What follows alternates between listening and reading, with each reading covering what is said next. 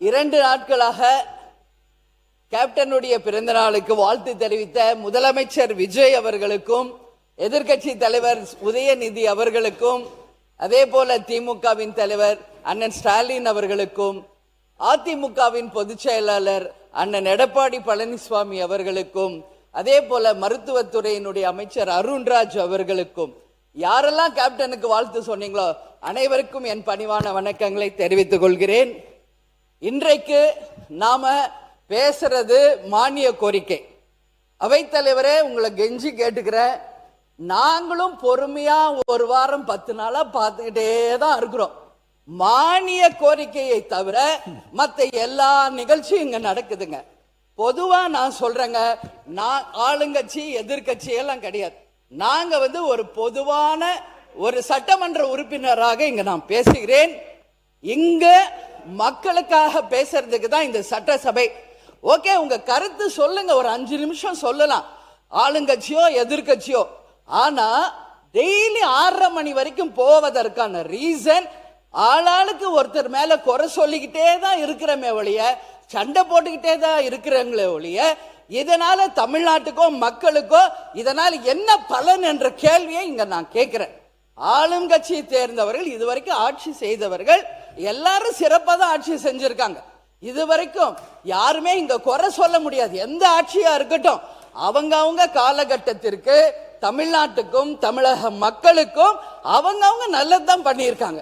இன்னைக்கு உங்களுக்கு வாய்ப்பு கிடைச்சிருக்கிறது. உங்கள் ஆட்சியை மக்களுக்கும் இந்த நாட்டுக்கும் நல்லது செய்வதற்கு நீங்கள் எல்லா முயற்சி எடுங்கள். அதற்கு மக்களும் சரி, எல்லாரும் துணை நிற்போம் என்றுதான் சொல்றோம்.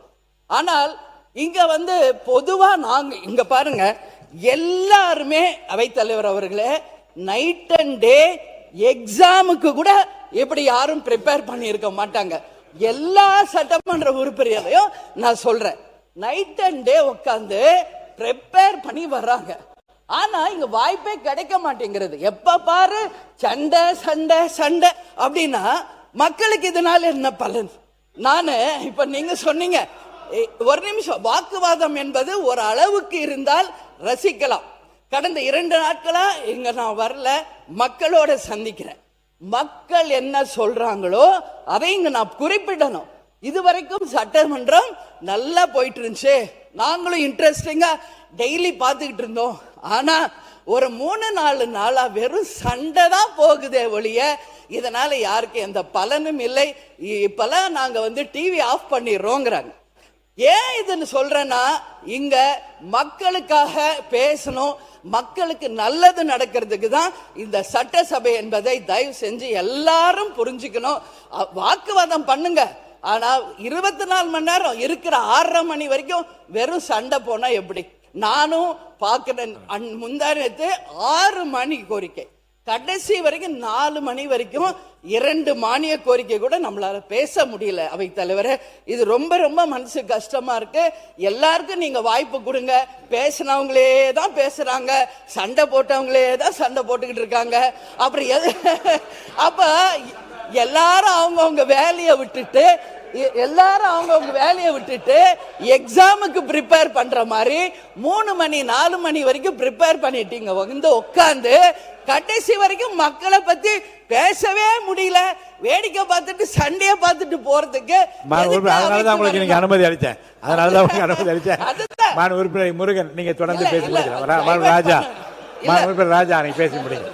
இல்ல அவை தலைவரே, இங்க பாருங்க, நான் கடந்த 1 வாரமா எதுவுமே பேசல. நானும் ரொம்ப பொறுமையா நல்ல கருத்து நயமா சொல்லிட்டீங்க, போதுமானது. அவர் முறுப்பேர் இன்னும் 12 பேர் பேசணும், போதும். இப்போதைக்கு இது போதும். அப்புறம் அடுத்த மானிய கோரிக்கை வரும்போது நீங்க பேசலாம். இன்னைக்கு மானிய கோரிக்கை நீங்க இருக்கீங்க, இல்ல 10வது இடத்துல நீங்க இருக்கீங்க. கண்டிப்பா பேசும்போது நீங்க நீங்க வரும்போது நீங்க பேசலாம், இப்ப வேண்டாம்.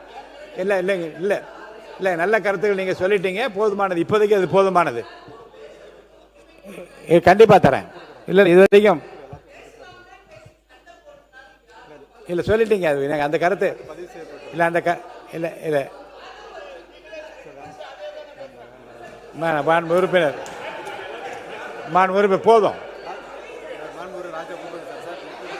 மைக் இல்ல நான் பொறுமை காக்கணும், மக்களுக்காக இங்க எல்லாரையும் பேச வைக்கணும். இங்க வெறும் இது சட்டமன்றம், சட்டமன்றம் கிடையாது. அதனால அவர் பேசாத வரைக்கும் அமைதியா போதுங்க. ஒன்ஸ் அவர் ஆரம்பிச்சாங்க பேசியது போதுமா? தயவு செஞ்சு நீங்க அனுமதி தராதீங்க. எல்லா உறுப்பினருக்கும் வாய்ப்பு தாருங்கள் என்று கேட்டுக்கொண்டு அமர்கிறேன்.